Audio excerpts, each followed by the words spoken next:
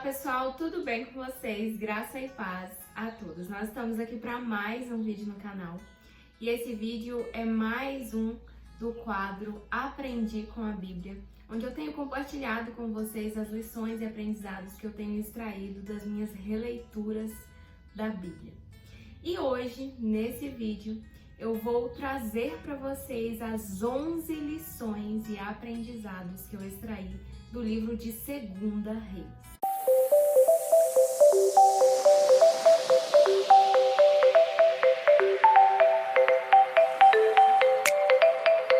Esse é um dos livros que eu mais extraí lições para minha vida e eu espero que você também consiga ler esse livro e extrair aprendizados para a sua vida.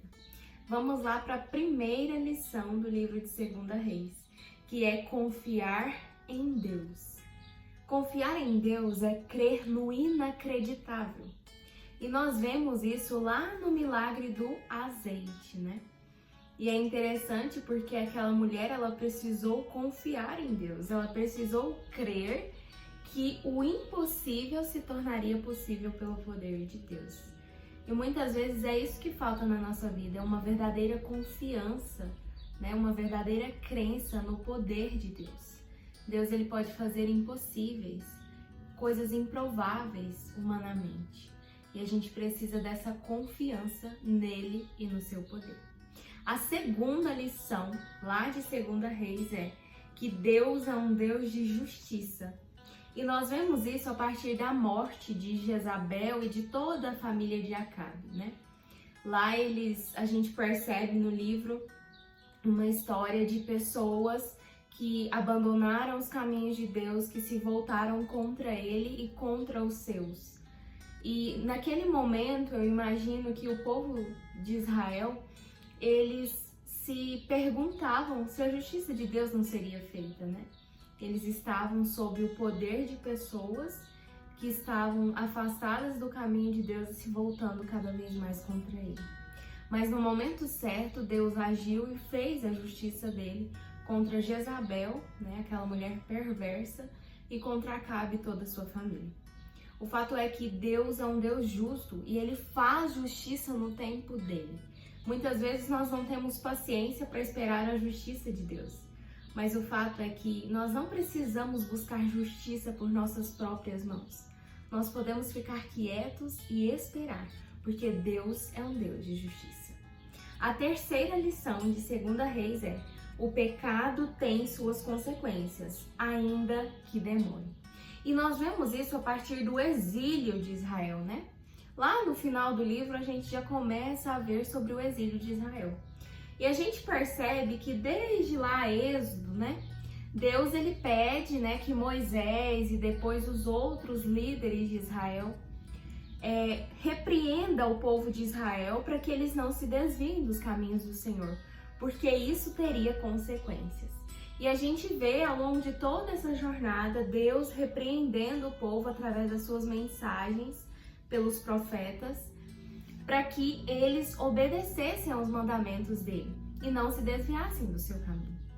E o fato é que Israel muitas vezes se desviou dos caminhos de Deus, abandonou os seus mandamentos, as suas ordenanças e preferiu seguir ídolos, né? Outros deuses. E o fato é que o pecado de Israel trouxe consequências para o próprio povo. Trouxe o exílio, que era a consequência do pecado deles. E muitas vezes nós acariciamos pecados também, e pode demorar, mas nós vamos colher as consequências do pecado, porque todo pecado tem as suas consequências, e Israel sofreu essas consequências. Então que a gente possa aprender também sobre isso. A quarta lição de 2 Reis é que não é possível servir a dois senhores. E lá no capítulo 17, isso está muito explícito, né? Porque Deus fala, né, através de uma repreensão, que o povo estava adorando a Deus, mas também adorando a ídolos. O povo um dia seguia os mandamentos de Deus, mas no outro resolvia abandonar os caminhos de Deus, se voltar contra ele e adorar aos outros ídolos. E, inclusive, lá em Mateus, Jesus fala sobre não ser possível servir a dois senhores. Porque quando a gente serve a um Senhor, a gente ama Ele de todo o nosso coração. Mas quando a gente decide servir a dois senhores, a gente vai deixar de amar um para amar o outro. E esse é o perigo, o problema, né? E muitas vezes nós temos ídolos na nossa vida também. Nós temos dois senhores, nós queremos servir a Deus, mas também queremos seguir os costumes do mundo. Nós queremos servir a Deus, mas queremos seguir as nossas vontades e paixões humanas também. Isso não é possível. Nós precisamos escolher de que lado nós estamos, porque não é possível servir a dois senhores. A quinta lição de 2 Reis é que, como Ezequias, a nossa confiança em Deus permaneça. Eu acho interessante a história de Ezequias, inclusive sobre a sua doença, é que mesmo Deus avisando para ele sobre a doença dele, sobre a morte, enfim, sobre todas as coisas, ele confiava em Deus, independentemente das circunstâncias e dos acontecimentos à sua volta. E nós precisamos aprender a sermos assim também. É claro que não é fácil, muitas vezes as circunstâncias são difíceis, muitas vezes o processo é dolorido, mas nós precisamos aprender a colocar a nossa confiança no Senhor e entender que, independentemente das circunstâncias à nossa volta, Ele está ao nosso lado e nós podemos confiar nisso.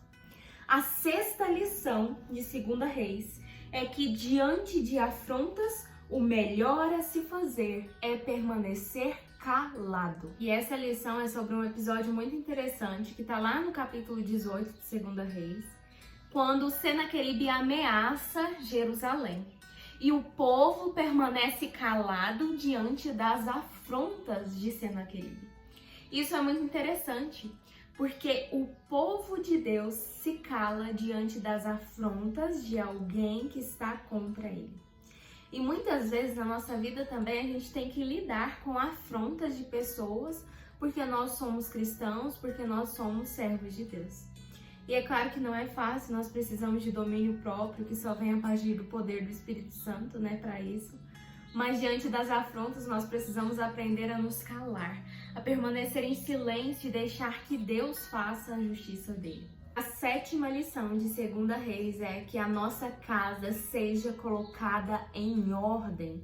Lá, quando Deus disse para Ezequias que ele iria morrer, a primeira coisa que ele pede para Ezequias é que a casa dele fosse colocada em ordem. E a nossa casa também, ela precisa ser colocada em ordem todos os dias. Eu não estou falando só da casa literalmente, né? Mas a nossa vida espiritual também precisa estar em ordem todos os dias. Porque a gente não sabe quando será a volta de Jesus ou quando ele vai voltar para nós em decorrência da nossa morte. Então é por isso que nós precisamos estar preparados hoje, agora, e não amanhã ou depois. A nossa casa precisa ser colocada em ordem hoje. E a oitava lição de 2 Reis é que governantes precisam ser escolhidos sabiamente, pois eles podem influenciar o povo para o bem ou para o mal. E nós vemos isso através da história de Israel, né? Quantos reis Israel teve? E a gente percebe que a grande maioria dos reis, eles se afastaram dos caminhos de Deus. E em consequência disso, o povo também se afastava dos caminhos de Deus. Quando Israel teve reis que se aproximavam e se achegavam a Deus, como Ezequias, Davi, por exemplo, o povo também se aproximava e se achegava a Deus. Ou seja, a escolha dos governantes, ela é muito importante, porque eles podem influenciar a nossa vida ou para o bem ou para o mal. Isso não é só lá no tempo de Israel, não. Hoje também é assim.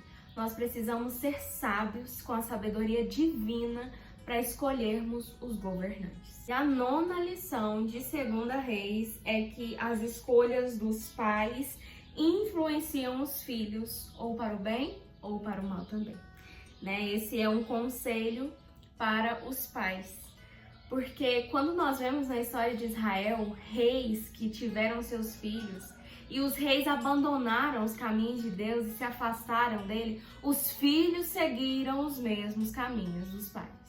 Mas quando os reis estavam próximos de Deus e obedeciam seus mandamentos, na maioria das vezes, os filhos também serviam a Deus e o amavam de todo o coração. As escolhas dos pais afetam a vida dos filhos, ou para o bem ou para o mal. Afinal, os filhos têm como exemplo a vida dos pais. E é por isso que é tão importante os pais fazerem boas escolhas diante do caminho do Senhor, para que os filhos também façam essas escolhas. E a 10ª lição de 2 Reis é que, como Josias, nós nos contristemos frente ao pecado. Lá no capítulo 22, nós vemos a história linda de Josias, e essa é uma história que nos ensina bastante, porque quando Josias ele encontra o livro, ele reconhece o quanto Israel pecou diante de Deus, o quanto Israel se afastou dos caminhos do Senhor. E então ele se sente humilhado perante o Senhor diante dos pecados que Israel cometeu. E a gente também precisa aprender a nos derramar perante o Senhor, a nos humilhar perante Ele frente aos pecados que a gente comete. Nós somos pecadores, nós somos falhos, e assim como Josias teve um coração contrito diante do pecado, nós também devemos ter.